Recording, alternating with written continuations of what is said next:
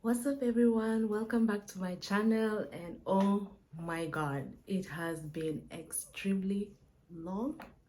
I think it's almost even going to 2 years. For those who do not know me and are seeing this face for the first time, my name is Joanne and I am the face behind Chef Jay's Plate. Subscribe to my channel and follow me on my social media platforms, that is Instagram. We're now on TikTok. I worked in a cruise ship for one contract, and yes, the experience has been amazing, but obviously, when it comes to applying with any job or anything that you want to apply for, you have to research on the company that you want to apply to. So you go to their website, look at everything that they're all about, and if it matches with your career goals, then this is something that will pull you to apply for the position. Although I will say, even if they don't have vacancies available, just there's usually a part down there. You just send your CV. With companies, every time there's always turnover of employees, and just because they don't have your vacancy opened, like your position opened, that doesn't mean that you shouldn't send your CV. When it comes to working in a cruise ship, this is a ship, like this is being in the water for so and so months. So when it comes to that, you have to actually take a course in your home country, 2-week course. So in this course, it's basically teaching you like how to survive when you're out there in the water, just in case anything happens.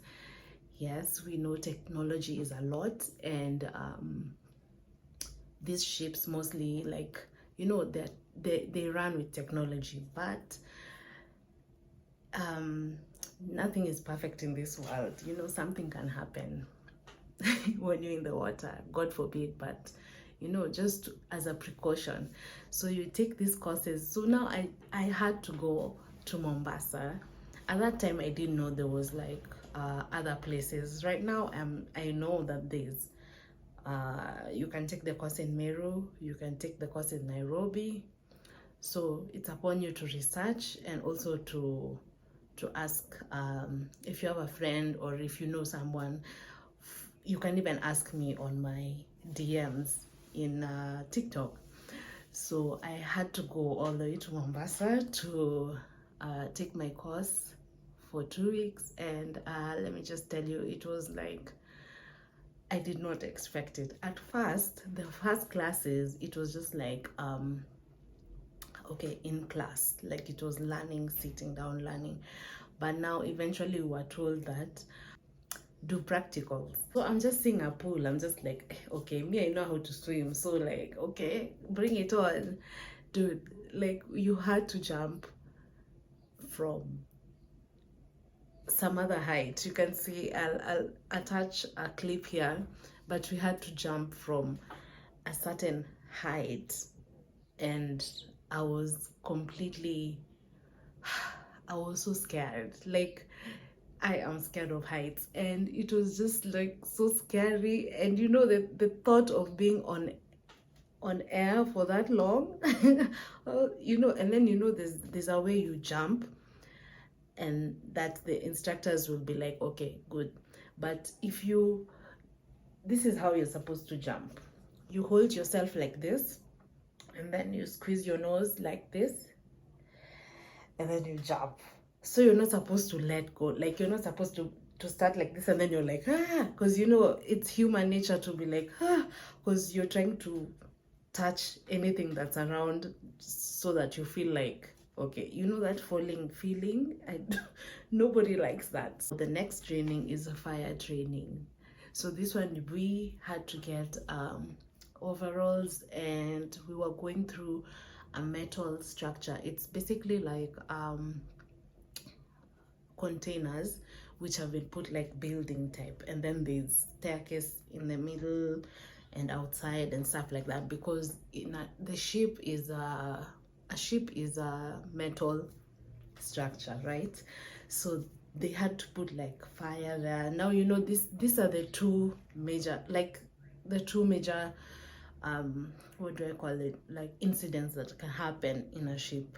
So one, the ship can sink, and then two, the ship can catch fire, and you know, so you have to be prepared for these things when you're going to work in a ship.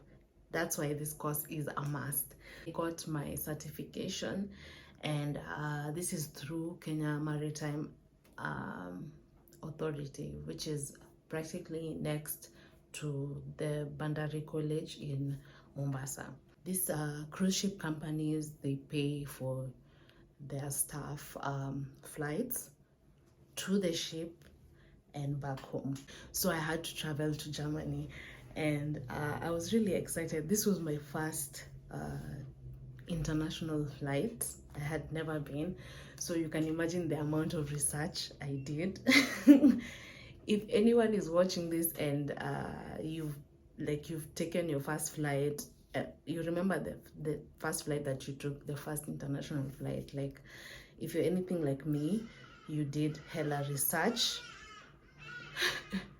You did hella research, and you made sure that you are really prepared, especially with the liquid bag.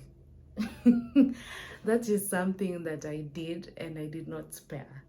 Like, I did not bahatisha with that liquid bag thing. So after that, of course, the traveling bit, I will just touch on the few documents that we were required to have to travel to now the cruise ship. So like I said, we needed the seaman book. Of course, you need your yellow card, yellow book, yellow card, yellow fever card, and then obviously you need a passport. This is without saying. And then also you needed the offer letter, like the employment letter from the company, and you need insurance, travel insurance, which is all arranged by the company. Although like it's arranged by the company, but some things you have to, you have to remove the money. The only thing I noticed, like we weren't removing the money, it was the flight ticket. So yeah, the travel insurance, passport, yellow fever card, COVID vaccine certificate. You have to be fully vaccinated when you're going to work in a cruise ship.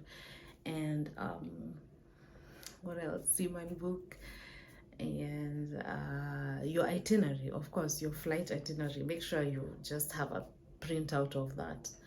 Even if you're traveling anywhere, make sure you have a printout of your itinerary. I think it's really important.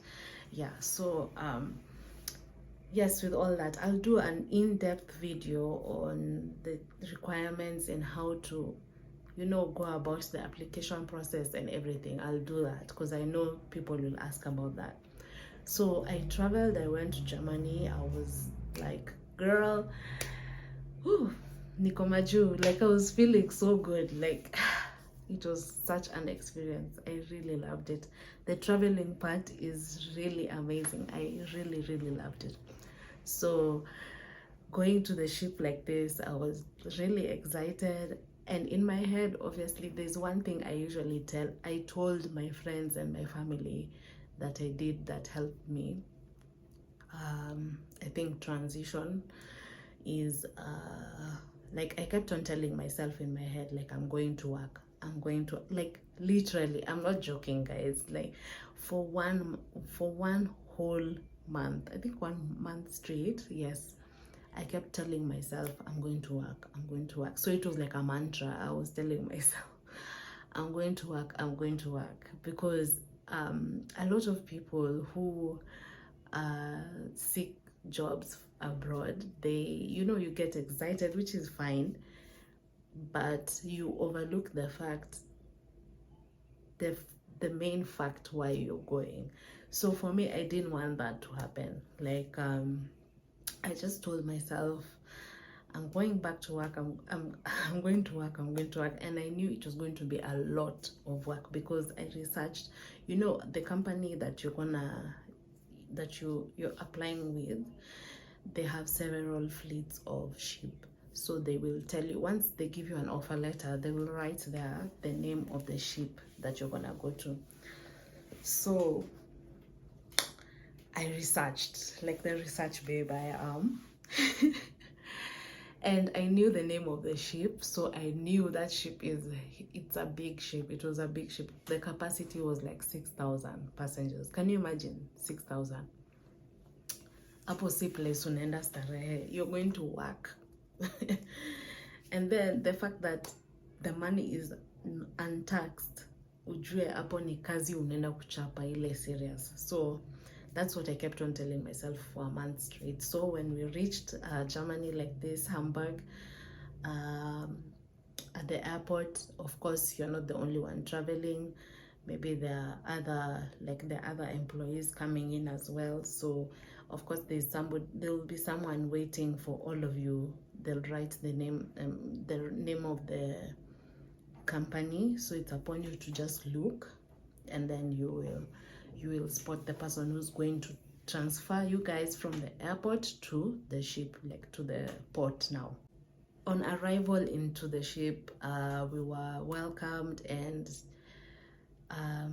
after that, in the evening, because we arrived, there's a way, like the company, at least let me say the company I worked with.